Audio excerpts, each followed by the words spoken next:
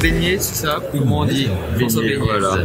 Donc pour le petit brief, juste ici on a le retour du chat, donc les gens qui nous regardent pour discuter un petit peu avec eux. D'accord, c'est des questions.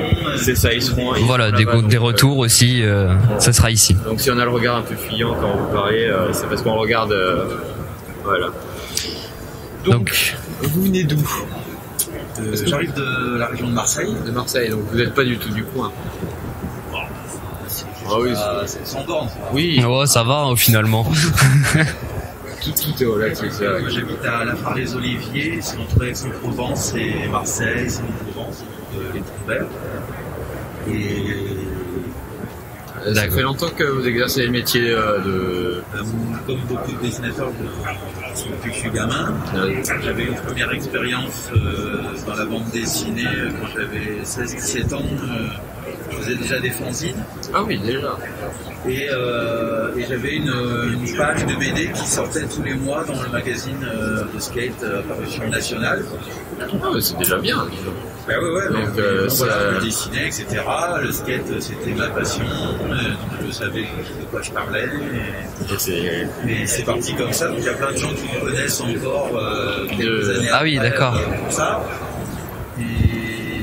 Et puis après, voilà, moi je suis devenu graphiste, illustrateur, plus récemment prof de dessin. Ah, aussi. Au Beaux-Arts? Non, dans une école d'art et de design, école privée. Donc j'enseigne le dessin, l'illustration, mais aussi la typographie. Ah oui. Voilà, et puis c'était un rêve de gamin de sortir un jour ma BD. Ah oui, un rêve de gosse. Hein. Vous avez aussi écrit l'histoire, c'est pas une collaboration. Si. C'en est une. Ah. C'est-à-dire que donc Céline, elle est scénariste sur cette BD. Voilà. Et elle vient du théâtre et du cinéma. Et elle a rencontré ce Mohamed qui venait d'arriver à Marseille, il débarquait de Palestine, c'est 10 personnes. Et à ce moment-là, elle donnait des cours de français, en tout cas pour aider les nouveaux arrivants à s'intégrer plus facilement, ou à se débrouiller, ou au moins à se débrouiller. Oui, Il y avait eu un bon contact entre les deux, et il lui a raconté sa vie. Avec toutes ces difficultés, parce que voilà. C'est pas évident toujours. Hein. Voilà, et puis un parcours un peu incroyable, en tout cas, quand on regarde ça de notre regard européen, un petit peu intelligent, brillant, qui arrive et qui dit voilà, moi j'ai retourné 5 ans en prison. Je sais pas, Donc elle s'est un peu intéressée. Et elle voulait à tout prix raconter cette histoire en BD. Et c'est à ce moment-là qu'on s'est rencontrés. Par hasard. Elle l'a un peu aiguillé vers moi. Tu cherches un dessinateur pour ton histoire, il faut aller voir François. Et puis, oui, voilà. Il était temps que je me mette à avoir un vrai projet de BD qui sorte, etc. Donc j'ai un petit projet qu'on a aux éditeurs. Et puis assez rapidement, D'accord, donc c'est inspiré d'une histoire vraie au final. D'accord. Alors l'idée c'était pas non plus d'être fidèle forcément à tout ce qu'il nous racontait. Il faut romancer un petit peu. Il faut pas forcément romancer, mais même éviter de romancer. Mais par contre, on voulait raconter la chose du point de vue, de nous. Et par exemple, il y a des tas de questions qu'on se pose et sur lesquelles on n'a pas spécialement les réponses. Ce qui fait qu'on ne le voyait pas comme une histoire militante, par exemple. Oui. Voilà, nous, on avait envie d'être un regard humain et puis peut-être un peu attendri aussi sur son histoire. Et d'ailleurs, c'est les retours qu'on a, que j'ai sur la BD, c'est-à-dire, oui, ça parle de la situation en Palestine, mais avec bienveillance. J'ai dit aussi que c'était un document un peu militant, du coup, mais progressiste. Donc voilà, donc, moi ça me va. Ça veut dire que notre intention d'être comme ça un peu... Une BD avant-gardiste. Non, même pas. Mais détaché quoi. Qui rentre pas dans des problèmes de militantisme, etc. Enfin, d'accord, je vois. Militant, des fois t'as un petit peu de mauvaise foi. Oui, ben on défend sa cause. Ouais, voilà. Voilà. Alors que là, on s'interroge. On regarde ça, on voit, c'est peut-être très marrant de passer en prison. D'accord. Et tout à l'heure, bon, il y a une question qui est passée, on la voit plus. Combien de temps ça vous a pris pour faire cette BD? Alors c'est une BD de 100 pages. J'ai retrouvé des dessins qui datent de 2015. Ah oui, quand même. Et elle est sortie l'an dernier. Donc, après, j'ai pas mis 4 ans à bosser dessus. On va dire que il y a eu 2 ans où j'étais un peu plus dessus. Il y a des pages que j'ai redessinées. Forcément, oui. Des 17 fois. Eh oui. Y compris quand ça y est, c'est bouclé, on va envoyer chez l'imprimeur. On relit une dernière fois, il y a des pages que j'ai entièrement redessinées pour avoir la perfection, quoi. Cohérence graphique, en tout cas, la perfection, je sais pas. Ah oui. Ouais, on interviewait déjà une dessinatrice. Ouais. Qui faisait ça et il nous disait que même si on faisait des retouches, des petits trucs tout le temps, même au dernier moment, il y a toujours, on trouve toujours un petit truc à refaire, quelque chose qui ne plaît pas forcément. Après, je veux dire, c'est pas pour ça qu'on n'est pas non plus. Ah oui, qu'on n'est pas content. Insatisfait. Oui, c'est sûr. On peut montrer quelques pages, ouais. Sûr, moi j'aime bien par exemple. C'est un set double. Ah oui. Derrière vous. Comme ça, on va pouvoir faire le focus plus facilement. Voilà. Ah, c'est inversé, c'est un peu. Voilà, j'aime bien cette double parce que voilà, il y a un rythme dans les cases et puis c'est pas facile. Celle-ci, par exemple, la page de droite. Voilà, comme ça. Je vais la tenir pendant que vous expliquez. Ouais, c'est gentil. Voilà. Donc c'est... il a 13 ans, il y a une manifestation, il est un petit peu curieux et il s'en rapproche.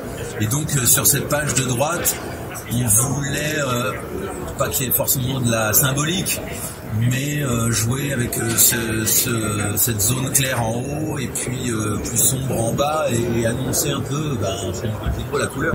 Oui. C'est sûr. Mais on voit aussi la palette graphique qui est bien différente de ce qu'on avait pu voir hier. Ouais. On était sur une ambiance très cartoonesque. Je sais pas si vous avez fait un petit tour. On avait pu interviewer Tristoun, les lauréats du prix, Anaïs Eustache aussi. Donc on était resté vraiment sur quelque chose de très manga, cartoon, tout ça. Presque enfantin. Alors que là on sent que c'est, même si le dessin est pas aussi pas aussi détaillé que du comics ou quelque chose comme ça, on voit que c'est plus la vie de tous les jours, ça, on se rapproche de la réalité en fait. Alors en fait le sujet, pour ce sujet-là, je m'étais pas dit tiens je vais dessiner des personnages plus rondouillards ou avec des proportions plus cartoon. Ouais. Je trouvais que c'était pas vraiment adapté. Oui, ça s'adapte. Et après, je ne vais pas dessiner hyper réaliste. Donc j'ai pas plus cherché. Mais j'ai gardé du trait au crayon papier. J'ai gardé du trait au crayon papier pour ce côté croquis. Oui. Et puis justement immersion dans le et voilà, je trouvais que ce trait là et ce dessin il convenait à l'histoire et en même temps sans me trahir aussi parce que là j'ai des expressions graphiques variées aussi et voilà.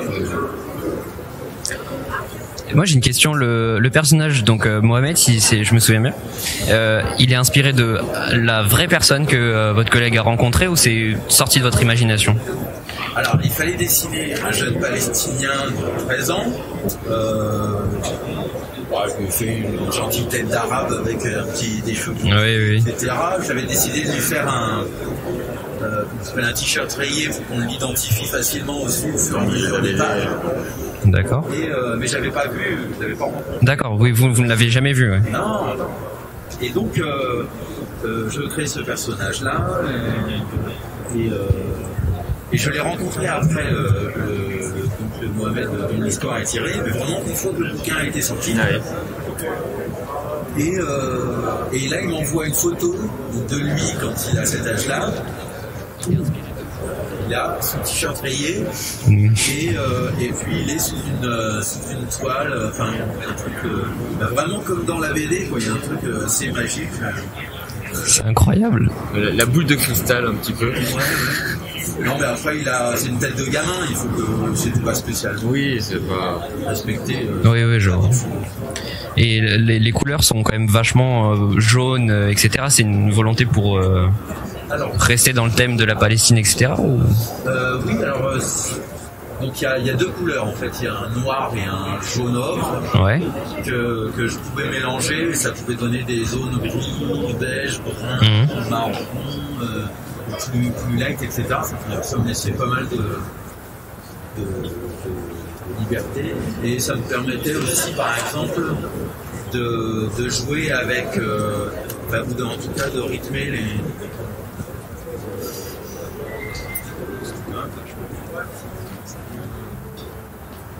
de jouer avec aussi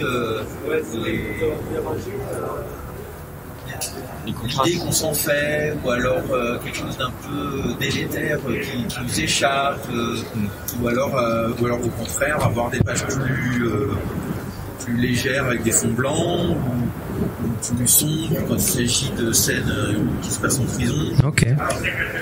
Et puis alors peut-être que c'est une intuition, mais moi qui suis jamais allé dans ces régions-là, je voyais la chose comme un peu un paysage où il fait chaud, oui, avec la lumière du soleil qui est particulière. Voilà. Donc je sais pas, j'avais envie de jouer avec ces deux couleurs. D'accord. Ça rend très bien. Merci. C'est pas toujours qu'on voit maintenant, on voit beaucoup de tout coloré, de toutes les couleurs. Oui, plus, c'est vrai, ouais. Mais ça s'applique peut-être à certaines histoires aussi. Quand il y a plein de couleurs, il faut que ça reste très lisible aussi finalement. Et puis l'inverse aussi, de tout passer en noir et blanc. On est peut-être sur du reportage, sur encore plus du croquis. Bah là, c'est peut-être. Ouais, c'est un bon mix des deux, ouais. Moi, j'aime bien le fait que ça soit. Pas monochrome, mais qu'il n'y ait pas beaucoup de couleurs, une palette limitée, voilà, une palette assez limitée, mais avec plein de nuances en fait. Ce qui fait que on peut jouer vachement sur. Oui, par exemple, voilà, là il y a des bruns et des gris, des gris colorés. Voilà. J'aime bien cette case-là, et on le voit qui rentre dans une maison c'est au détour d'une rue, un peu secret. Oui, c'est un peu sombre. Voilà. Et on a Chucky qui nous demande pourquoi le fond rouge sur la couverture. Alors, d'abord pour l'impact général. Ça attire l'œil direct. Oui. Moi j'ai fait un petit tour dans la boutique ce matin, j'ai vu, j'ai fait ça interpelle. Bah ouais, mais en fait c'est marrant parce que pour le coup là ça n'a pas été tellement réfléchi. C'est quand on a envoyé notre projet aux éditeurs, on avait un peu rapidement dessiné le gamin qui se fait embarquer par Enfin, ça permettait aussi de faire ressortir un titre, etc. Et au moment, une fois qu'on avait fini de dessiner toutes les pages, au moment de choisir la couverture, c'est pas un exercice facile. En parlant avec les autres auteurs, c'est très compliqué. Confronter à des lectures. Et là, en fait, non, l'éditeur dit bah non, ça me va très bien. Ça me va, etc. La BD reprend la singulière trajectoire d'un Palestinien de 13 ans, Mohamed, en Cisjordanie, en 1989, qui est arrêté pendant une manifestation de rue alors qu'il se trouvait là, en simple curieux, en rentrant de l'école. Injustement condamné à 8 mois de prison, sa vie bascule dans l'âge adulte très brutalement. Il s'interroge alors sur les religions, les juifs, les musulmans, les israéliens, les arabes, le conflit, la colonisation. La politique, Tous les problèmes, ouais. Tous les problèmes de grands. Ah oui. Et encore, c'était pas une chose facile. Il racontait par exemple que pour bouquiner, donc il fallait qu'on lui passe des livres un petit peu en secret, dans des cellules très très sombres, et donc le seul moyen d'avoir un tout petit peu de lumière pour lire, c'est d'être allongé par terre et avec le tout petit peu de lumière qui passe sous la porte. Ah oui. Ah ouais, apparemment c'était un peu compliqué, mais c'était sa survie aussi de lire et de s'intéresser. Il était plus à l'école et puis alors, à sa sortie de prison, il s'engage dans une organisation marxiste-léniniste. Un engagement politique qui le ramènera à plusieurs reprises sous les verrous. Donc c'est ce que vous disiez. En fait, comme il s'interroge beaucoup, il finit par se passionner pour justement les écrits de Karl Marx. Et puis après, en sortant de prison, il intègre une association, ou en tout cas un petit mouvement de gens qui réfléchissent, malheureusement qui aussi ont envie de... Enfin, il est activiste, quoi. Eh oui. Il va faire des petits cocktails Molotov, et cette fois il retournera en prison pour quelque chose. Voilà. Brisé et incapable d'apprécier le quotidien, Mohamed tente de se reconstruire en reprenant le chemin du lycée, sans pour autant abandonner ses activités politiques. Et actuellement, il vit en France et il est chercheur. Oui, tout à fait. Voilà. Chercheur en quoi, si vous savez? Il est au CNRS, je crois qu'il est chercheur en politique. Ah oui. Oh, il reste dans le domaine quand même. Ouais, peut-être économiste aussi, là c'est pas très clair. Oui, non. Oui, c'est sûr, mais c'était pour voir comment ça a évolué, comment ça a... Qui a fait de la prison, mais qui a réussi ses études et aujourd'hui qui propose aussi des... C'est ça qui est beau aussi, c'est le fait que c'est une histoire, mais pas que, il y a quelque chose derrière, il y a... Comment dire? Ouais, ça se termine sur une note de et après, quoi, maintenant qu'il est à Marseille, alors c'est un peu compliqué, je crois, pour lui de retourner en Palestine voir sa famille. En tout cas, il est un peu surveillé, attendu au tournant, quoi, heureusement. Mais voilà, maintenant il faut qu'il reprenne sa vie. C'est un peu là-dessus que se termine le BD, l'histoire. C'est petite question, c'est comment dire, une seule BD, il n'y aura pas de suite. Alors quand on l'a conçu, c'était une seule BD, et alors moi je m'y attendais pas, mais quelqu'un en a reparlé d'un tome 2, c'est-à-dire que Mohamed qui maintenant travaille à Marseille et puis là par exemple il doit partir en mission à Dubaï. Chez des gens très riches, bien à l'opposé de ses valeurs à lui. Et pourquoi pas, ça pourrait devenir... voilà. Alors à mon avis, ça n'a pas spécialement... Ça appelait pas spécialement un tome 2, mais... Oui, pourquoi pas. On a un petit jeu. Alors, il va falloir que vous réussissiez à nous faire deviner un personnage de BD en quelques mots. Comme par exemple l'exemple qu'il utilisait, c'était j'ai oublié. C'est essayer de nous faire deviner Tintin, mais en utilisant des mots. Voilà. Voilà. Capitaine. Waouh. Quelle culture. Alors c'est à moi de vous poser une colle. Voilà. Ouais, marsupilami. On peut taper dans les trucs un peu Après, nous on sera là. C'est sûr que vous avez la réponse. Après, on a des personnes. On a des personnes un peu. Sans doute avec un peu plus de culture qui peuvent nous aider.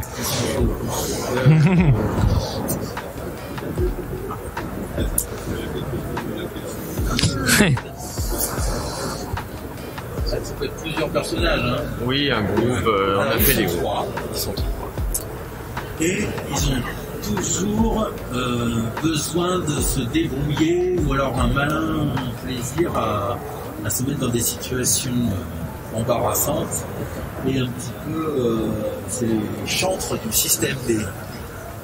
Je peux vous donner encore un autre indice, c'est une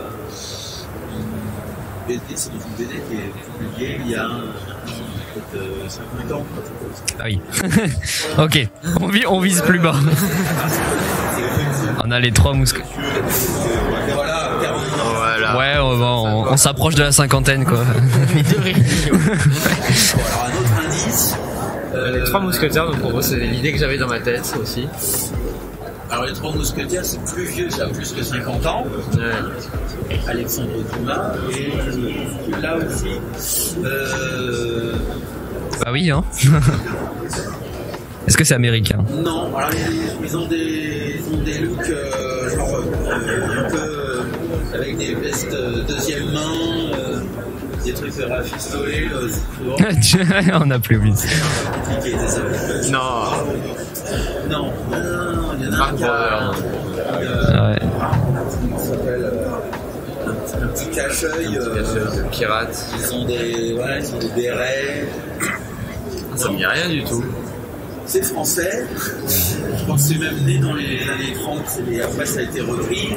En fait c'était de la bande dessinée bon marché publiée sur un mauvais papier, ça sortait assez fréquemment et puis c'était un peu la déconnade des jeunes des années 50. Bon alors j'ai été trop compliqué là, hein. Je pensais aux pieds nickelés. Oh, les pieds nickelés. Les pieds nickelés. Est-ce que quelqu'un connaît ça? Moi je...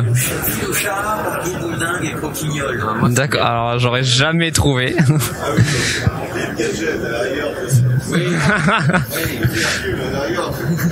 Bon, Oui. Non mais voilà. C'était pour... Les pieds nickelés, voilà. à redécouvrir l'œuvre de Duranton qui a été reproduite par Perros. Et voilà. Parfait. Merci beaucoup. Bon, merci beaucoup. Merci les gars. Et merci les spectateurs. Les spectateurs. Eh ben, bonne chance pour la suite du festival.